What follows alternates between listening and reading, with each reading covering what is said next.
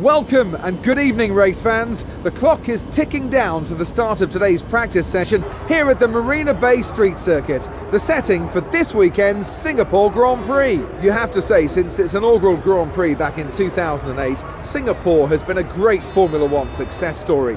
It was Formula One's first ever night race, taking place under these powerful spotlights, with the different coloured lights in the city surrounding the circuit. It definitely makes for a fantastic racing experience for both the drivers and for the fans. It's certainly fantastic for the fans, but a huge challenge for the drivers. Racing at night is one thing, but on top of that, you're in amongst the barriers on an incredibly bumpy surface, not to mention the extreme humidity that drivers face. All of this makes it the most physically and mentally demanding race on the calendar. This is the kind of track that eats rear tyres for breakfast, or so I'm told by more experienced drivers than myself. No matter how good a driver is at managing their throttle application to limit rear slip, they can't always overcome a car that's inherently bad at looking after its rear tyres. Here we have a lot of low-speed corner exits, which means a whole load of energy, heat and tyre wear.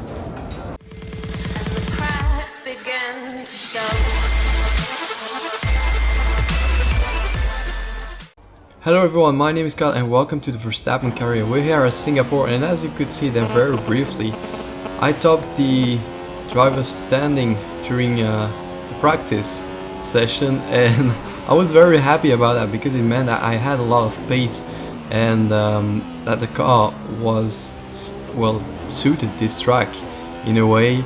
Even with the very long straights and the difficult corner, it still managed to keep up with the rest of the pack.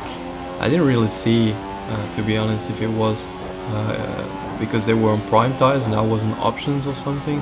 I will have to rewatch that later, but still very stoked to be first there, and we'll be looking to well redo that in the race. But first there is a qualifying session, of course. We are following Lewis Hamilton very closely. Of course, on the straights he kind of gets away because we have quite a high downforce setup to help us in the corners, and well, it certainly helped us to get very close to the barriers and feel confident about everything. There's just one corner that I really didn't like, and that's the one, well, it's a bit difficult to explain, but there is like that main straight where you go underneath the bridge, the biggest straight of the track, and then afterwards you go right, and then there's a left-hander. Well, no wait, you go left and right, and then there's a left-hander, and that one feels absolutely horrible. But yeah, that probably didn't really sound familiar at all for you. If you did, don't forget to leave it a thumbs up. That will let me know that I'm not talking to the walls here. But P5 still really good results since everyone is pushing really hard, and it's kind of difficult to get a good lap straight away on this trip. But I will see you on the grid. It's Sunday evening here at the Marina Bay Street Circuit, and the cars are being prepared for what is going to be a fascinating event. It's time for the Singapore Grand Prix. Here's today's pole sitter, Lewis Hamilton. When I was speaking to him early on, I got the sense that he has total confidence in himself and his Mercedes car to take that race victory today. He's definitely best placed to go on and win today's race. On top of that, strategy and car performance is always easier to manage from the front than it is further down the field. The dominant force so far this season has been Mercedes. They have the best car and two of the best drivers on the grid.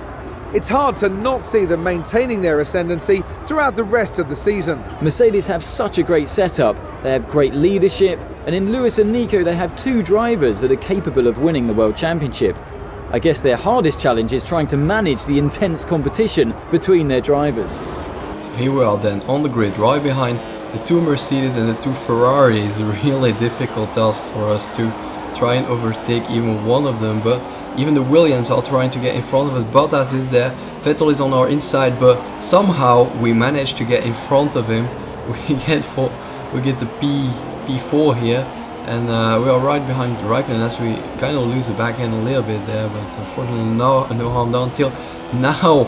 Vettel, what happened with Vettel there? He kind of got down our inside there, and yeah, once again there was just no room. I feel like the AI does that quite a lot. They just go for the move. Well, they should wait a little longer, and well, often I have to wait in Suzuka and stuff like that, I did have to wait a lot for some cars, but yeah, I don't know, the AI is just really impatient on this game, and even though I really like that because they are so fighty. Here you can see Vettel going sideways completely and the rest of the pack goes through the dust that comes off the track and stuff.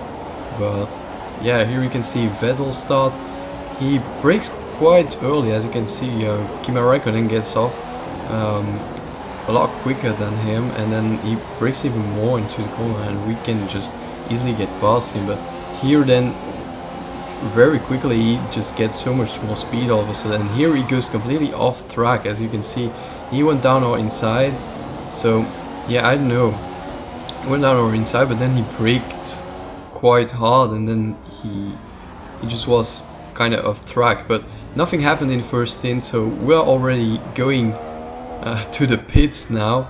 A little bit earlier than some of the AI, but we were essentially for once in our pit window as the AI did, because I didn't want to be too much into the traffic, so I didn't want to like stop too early, because otherwise I would have been like slowed down a lot by back markers and stuff like that, and I didn't want to have that. So yeah, I took the risk and it paid off quite well. We didn't get blocked by any of the AI or anything, so here we're coming out with that very weird camera view once again, and we get over the apex and everything there. We don't give a shit in this proper. We want to win, or at least a podium position would be welcome anytime soon. But here we're coming back, and I was P3 and I was really like, I didn't expect that at all. So we are P3 all of a sudden, and that's why I went straight on. I was flabbergasted by how Rosberg was suddenly behind us. That's so weird. I mean, he was clearly in front of us before the pit stops. It was a big, enormous gap, and then now he's just behind us. I don't know what happened, if he had a slow pit stop or something, but here we are, P3, and we are looking forward. And this is the awkward corner I was talking about. It was really difficult to take that quite well. I mean, you almost want to take it in second gear, but then you're too slow. So you have to take it in third gear and like kind of guess where to brake and everything. But here, lap 11, 4 laps before the end, Rosberg's come back at us, and yeah, we couldn't do anything really. Let's take a look back quickly. Here we're going down the main straight, and oh, I call that main straight at least. Well, no, now we are on the main straight.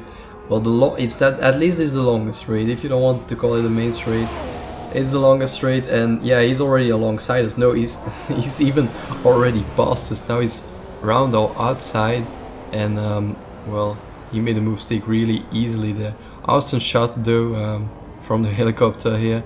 And I must say, we didn't really let him go too much, but yeah, we weren't able to catch back up with him. Still, P4 is a really good position. I think we've never been on the podium till now, but yeah, it's still one of our best races so far. Really unfortunate that there was like no action at all, but I was so happy at the end. You can see that this is my favorite track, and I love to have good results here. But yeah, Max wasn't obviously very happy about that. He was expecting more, but that will probably be for next career season. We'll see. Another win for the Brackley-based team. What a car they've got this year. Sometimes a driver just feels comfortable in the car and is dialed into the track, making for an unbeatable combination. Well, what a weekend that has been. Please join us next time for another thrilling instalment of this Formula One season. And yeah, P4, really good result. Still winning some more points on Daniel Ricciardo.